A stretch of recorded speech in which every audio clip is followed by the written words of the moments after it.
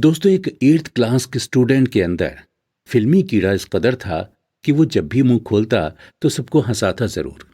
मगर स्कूल में किसी भी ड्रामा या स्किट में उसे नहीं चुना जाता था, क्योंकि उसके लिए फिट बॉडी, सुंदर चेहरा और बेफिक्र अंदाज चाहिए होता था। पर वो लड़का तो चब्बी चब्बी सा, गोलू मोलू और शर्मीला भी था।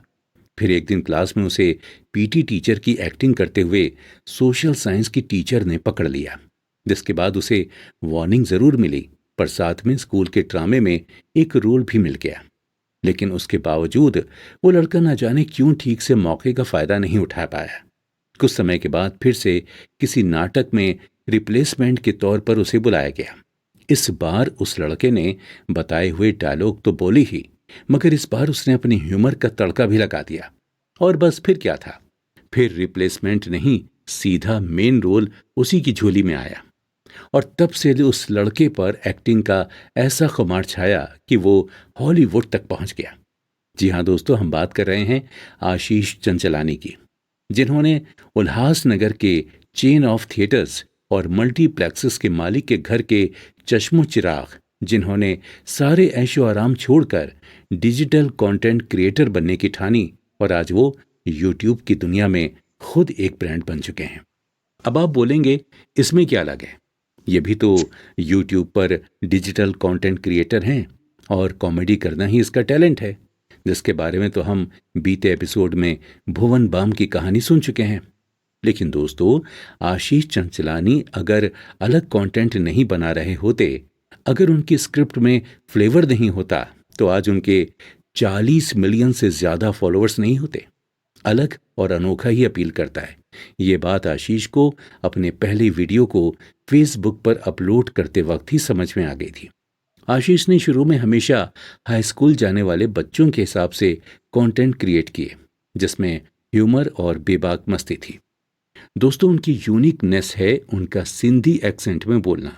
वो उस टच को बदलने की कभी कोशिश भी नहीं करते, क्योंकि उन्हें पता है कि ये टच ही उनके डायलॉग डिलीवरी में एक्स्ट्रा फील ऐड करता है। आशीष ने सिविल इंजीनियरिंग करने के दौरान अपना यूट्यूब चैनल आशीष चंचलानी वाइन्स शुरू किया। पढ़ते पढ़ते कई बार उन्हें ऐसा लगा कि उन्हें पढ़ाई छोड़कर एक्टिंग कर लेनी चाहिए, मगर घर वालों के पूरे सपोर्ट के चलते उन्होंने अपनी एजुकेशन से कॉम्प्रोमाइज नहीं किया। अपने अनूठे content, perfect timing of dialogue delivery और चार्मिंग लुक एंड एक्सप्रेशन से आशीष ने अपना एक अलग मुकाम बनाया है। आज बॉलीवुड के जाने माने एक्टर्स के साथ आशीष कोलैबोरेट कर रहे हैं। यहाँ तक कि आशीष ने हॉलीवुड के मार्वल स्टूडियोज के साथ भी काम किया, और साथ ही मैन इन ब्लैक में कैमियो रोल भी परफॉर्म किया। दोस्तों, एक साधारण सा लड़का जिसे बोलने में भी शर्म आती थी, और आज वो कहां से कहां पहुंच गया। और सिर्फ पहुंचा ही नहीं, आज भी वहां टिका हुआ है, वो भी सिर्फ अपने साधारण स्वभाव की वजह से। दोस्तों, अपने करियर की शुरुआत में तकरीबन 2 साल तक आशीष यूट्यूब पर कंटेंट तो डालते थे, पर उन्हें मिलता कुछ भी नहीं था। तो आप समझ सकते हैं कि रोज 14 से 18 घंटे मेहनत करके बनाया गया वीडियो और कमाई के नाम पर एक पैसा भी नहीं। हम और आप होते तो डीमोटिवेट होकर कब का छोड़ देते, मगर आशीष ने हार नहीं मानी। हालांकि बीच में ऐसा वक्त भी आया कि आशीष को लगा, यार सब छोड़ देना चाहिए, कमाई तो कुछ हो ही नहीं रही। मगर तब उनके पिता ने उनसे कहा, तुम्हारे 2000 फॉलोअर्स हैं, जो तुम्हें देखते हैं उनके लिए काम करते रहो, और आने वाले कुछ सालों में डिजिटल प्लेटफॉर्म ही तरक्की करने वाला है। बस फिर क्या था, जैसे पिता के रूप में मां सरस्वती उनसे बात कर रही हूं। उसके बाद आशीष को स्टार स्पोर्ट्स से एंडोर्समेंट का ऑफर मिला, और पहली बार 70,000 जितना बड़ा अमाउंट आशीष ने कमाया। और पैसे से बड़ा तो वैसे भी कोई मोटिवेशन नहीं होता। और उसके बाद तो आशीष ने ऐसे ऐसे कंटेंट दिए जिसका कोई जवाब ही नहीं। दोस्तों, इंडस्ट्री में आशीष के भी कॉम्पिटिटर्स कम नहीं है, मगर आशीष का मानना है कि वो खुद को किसी से कंपेयर करना ही नहीं चाहते।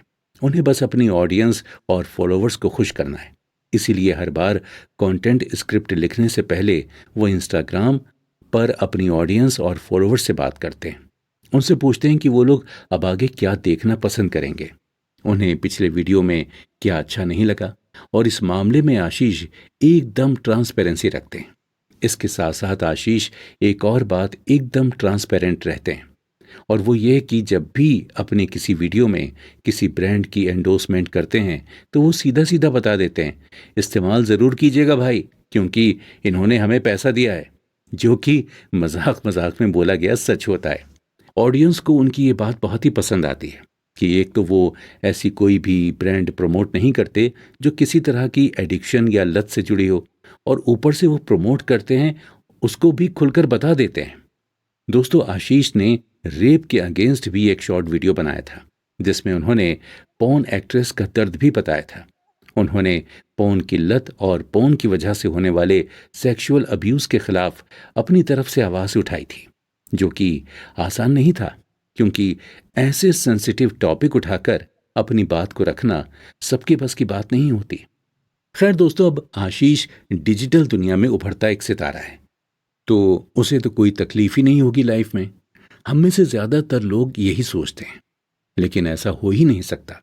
अगर हम ज्यादा पास्ट में ना जाते हुए 2020 के कोविड के दौर की बात करें, तो वो आशीष के लिए डिप्रेशन और तकलीफ का समय बनकर आया था, और उस पर सुशांत सिंह राजपूत के अचानक चले जाने की वजह से वो डिप्रेशन के शिकार हो गए थे।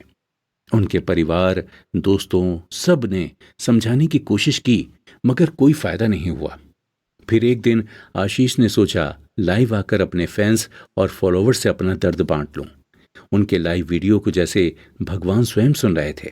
और पता है भगवान ने आशीष की मदद के लिए किसे भेजा? गौर कीजिएगा, गोपाल दास जी को। गौर गोपाल दास जी ने आशीष का वो वीडियो देखा और उन्हें लगा कि आशीष को इस वक्त मदद की बहुत ज्यादा जरूरत है। उन्होंने उस रात आशीष को कॉल करके बात की और उसके बाद लगातार अगले 3 दिनों तक आशीष की काउंसलिंग की, जिससे आशीष में एक पॉजिटिव बदलाव दिखने लगा।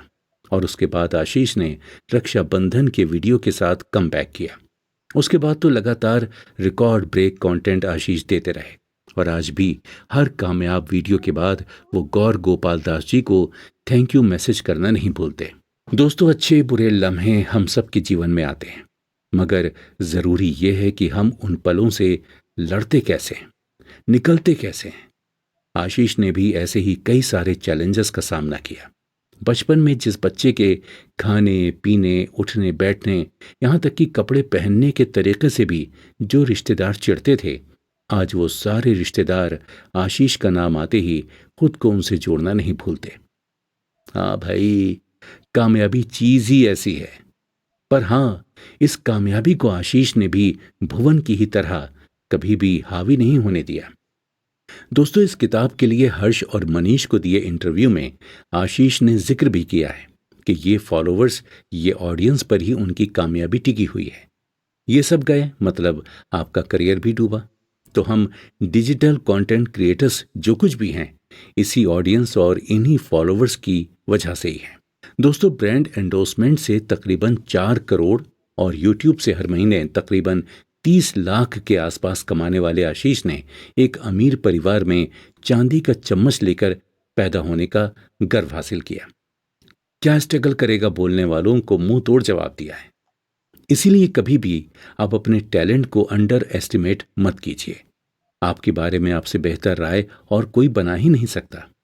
तो करिए मन की, और सुनिए तो किसी की भी नहीं, क्योंकि हमें हमारे मन की आवाज जो सुनी है, क्योंकि our heart is always right. अरे हाँ दोस्तों, इसी बात से याद आया कि the way to someone's heart is from his or her stomach. मतलब कि दिल का रास्ता पेट से होकर जाता है, और पेट से पहले जुबान और आंखों को उसे पास करना पड़ता है। आप समझ ही गए होंगे कि आगे हम किसकी कहानी सुनने वाले हैं। और अगर नहीं समझे तो कोई बात नहीं, अगले एपिसोड का इंतजार कीजिए, बस पता चल जाएगा।